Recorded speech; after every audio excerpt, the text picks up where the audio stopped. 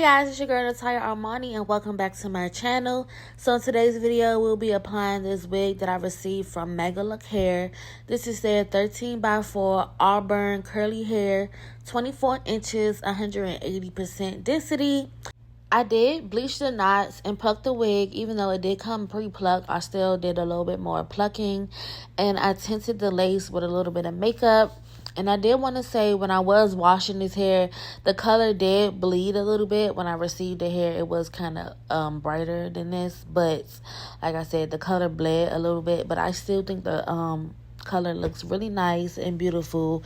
I love this wig straight out the box.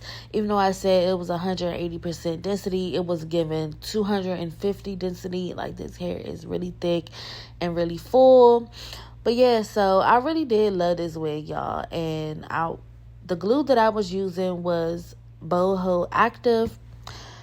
3 layers, of course. So I'm just going to let you guys see the process of me applying the wig. And I'll be back for the styling.